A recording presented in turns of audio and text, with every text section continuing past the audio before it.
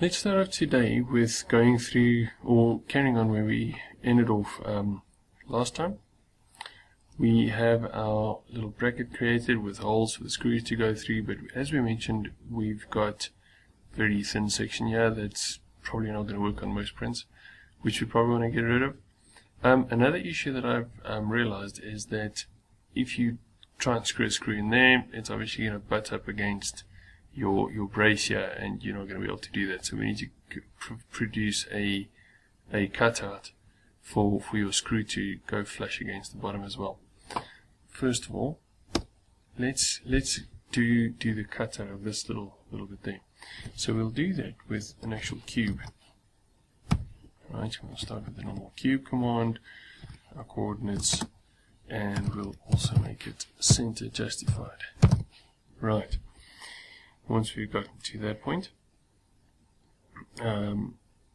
we'll want to define how big this cutout is going to have to be. What the idea here is that we have a fairly big cutout that pretty much sits in that space there and just removes that center bit. If we make a trail right down the center there and come out on the center there, we should be good. So to do that, let's say the x coordinate has to be height width, same value we had last time. Our y coordinate this time has to be the whole radius times 4. Right, because remember, these holes are our whole radius times 2, so if we wanted both that full width, it's going to be times 4. Right, and again our z coordinate is simply going to be height width. Okay, let's press F12 for combined view and F5 to show that. Right, there's our cube we want to cut out. So now what we need to do is we need to simply position it in the right place. So as you know, translate does that for us, and we want to tab all our code into the right place. Right, there's our translate method, and that takes a coordinate system. And what we simply want to do now is to translate that in the x direction by height width divided by 4 to line it up with our first hole there. But we want to move it by the height width divided by 2. Right, because it's in the center, so we need half of that to move that way, and we need another quarter of that to line it up with that hole. Okay, and in the y direction we want to stay center, so we'll leave that 0, and exactly the same thing in the z direction. We want height width divided by 4 plus height width divided by 2, and if you press F5, that's him there. Okay, so let's press F6 for final render and have a look at what that looks like. Okay, there we have a slightly better cube cutout.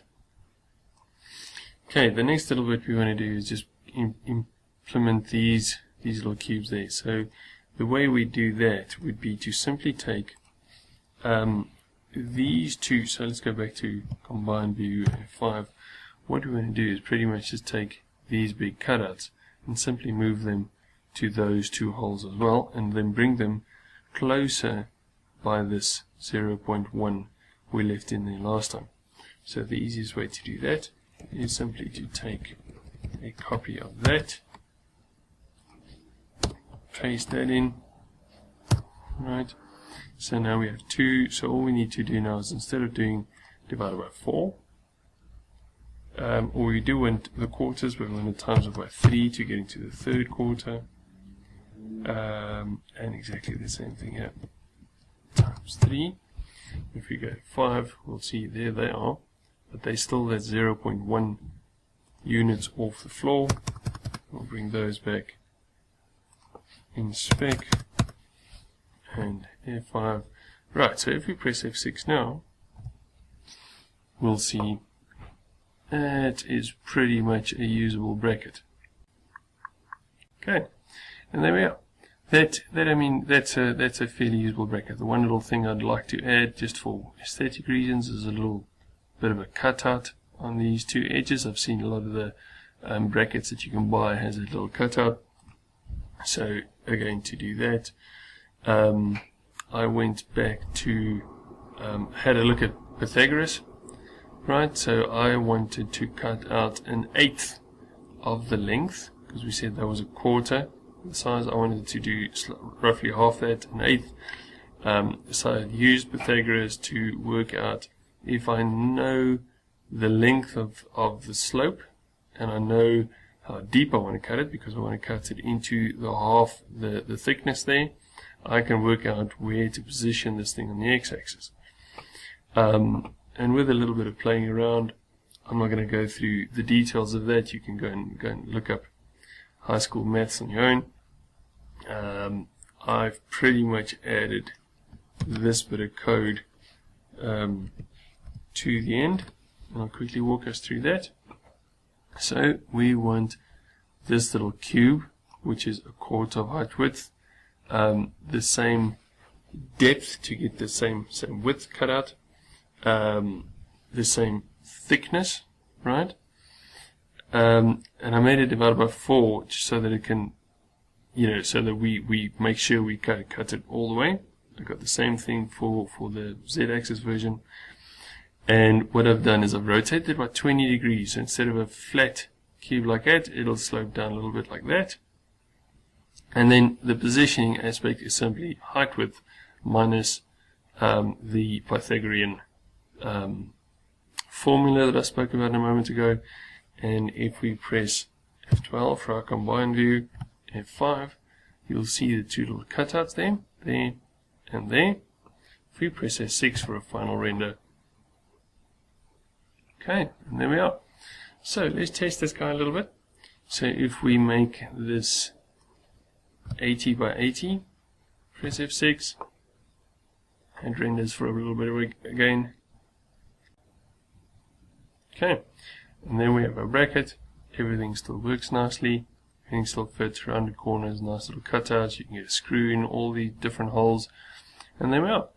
So what I'll do is I will actually put this completed model, I'll convert that into an STL. So let's maybe do that for now.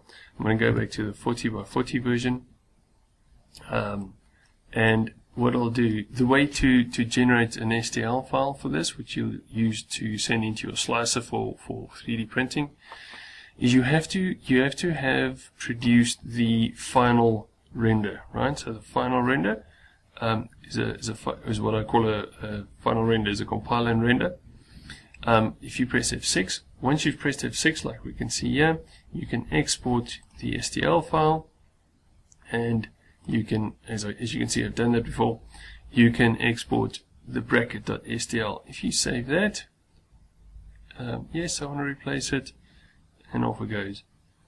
In the next session, the next little bit of this thing, I want to take you through how you can do the same thing or very similar thing in SketchUp. I'm going to go through the pains of doing it in SketchUp, simply to show you that it can be done in SketchUp for those of you that enjoy SketchUp more.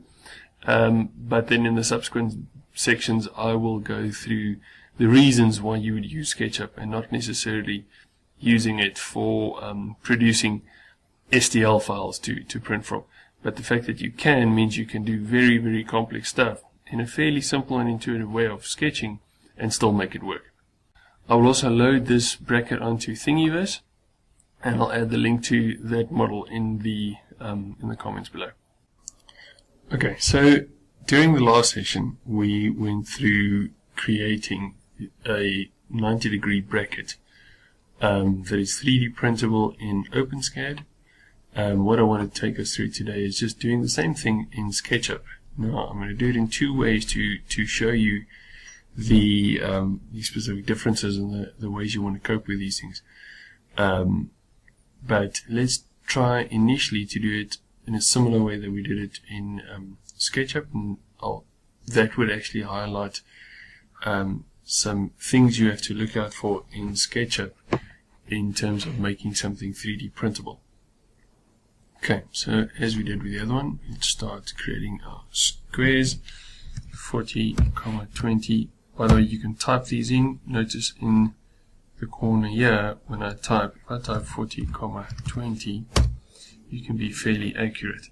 So it creates this tiny little rectangle in the corner there for me. If you click zoom extends, that brings it up nicely. So zoom out a little tiny bit, and we want to make it 3 millimeters thick.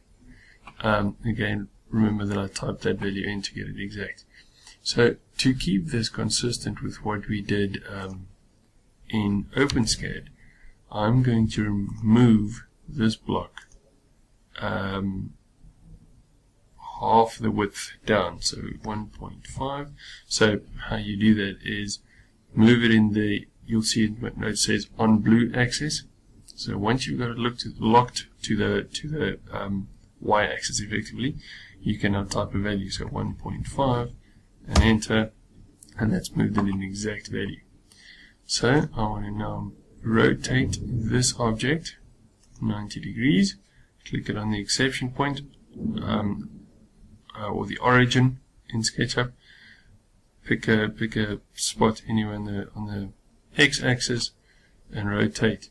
So pressing the control key at this stage helps me to make a copy, and then as with the rest, just type in 90 to set the angle exactly. Okay, and zoom extends again. So you'll see that this is very much the same as what we had in our initial OpenScad drawing. Okay, so what you're going to do now is, as with the others, well, let's maybe let's follow the same process that we did with OpenScad. Let's create another one of these squares. 40 by 20, and we raise it 3. Okay, and there's our square. Select it all by triple clicking. Click, click, click.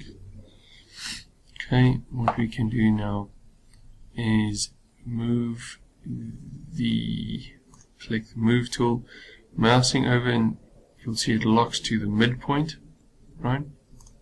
We want to bring that to the origin. Actually, that's going to cause a mess. What you want to do is make it a component first. So just press G. So the reason for that is so that when I drop it down on top of the existing components, they don't actually lock together. Okay, what I want to do now is I want to take that spot and rotate 45 degrees, just like we did with the others. And we want to now move this object from there on the red axis. We want to move it on the red axis. Notice that the red axis is highlighted until it locks onto that edge, and we want to do the same into the blue axis. Make sure everything's locked. Okay, and that's close to what we had in our OpenScad diagram. One last thing we want to do is to add the block that would fill in that section for us. So in in SketchUp, it's quite easy to drag these and just get them together.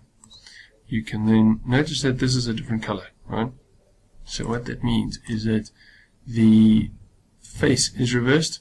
You can turn that over by doing that. Right click on the face and select reverse face. And keep doing that for all the faces you want to reverse.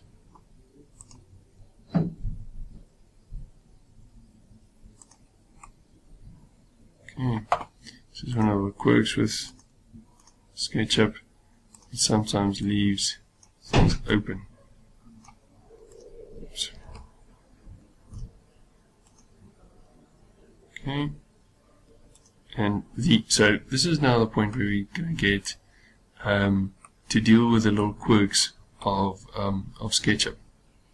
So what you saw there is when I delete that line, it actually drops the entire face. Control Z. Why that happens is because there is no connection between those 2 points. Right? So it that face extends all the way through to there. So now if I do that, it's quite happy to do that. Similar to those, and I can go ahead and delete those guys.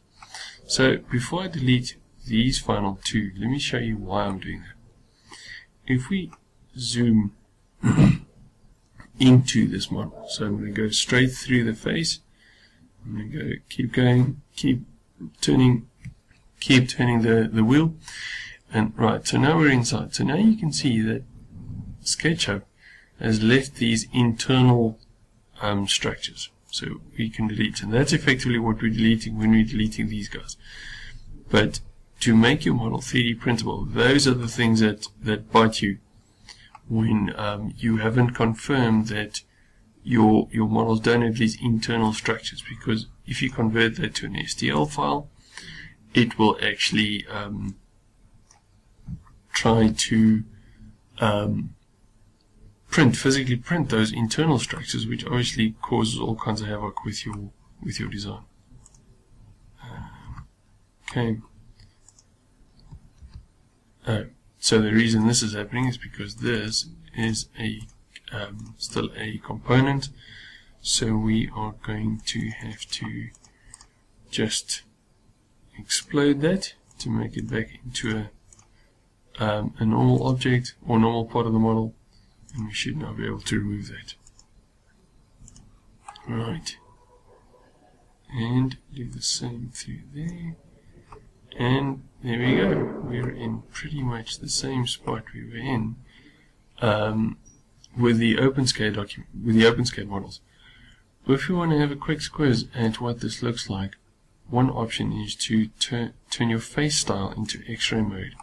So this now quite nicely highlights any hidden geometry that you need to get rid of. Right. So again, just zoom straight through the face and delete it. Okay, zoom extents. Do the same down the bottom. Okay, we through. That one can go. Actually, there's another one that can go. Is this line, which is outside visible, and similarly with these guys, we can make them all go away. Okay, let's turn that face style off again, so we can just confirm. Right, so here we can spot a problem. Notice that I've again deleted the entire face. So what you can simply do is draw a line from there to there. That'll close it up, but we now have this internal geometry to get rid of. Okay, so we need to now continue on and create the lines and the holes, as well as the cutout, and also do the rounded corners next. Let's do the rounded corners. So there's a couple of options to do this. One way is we had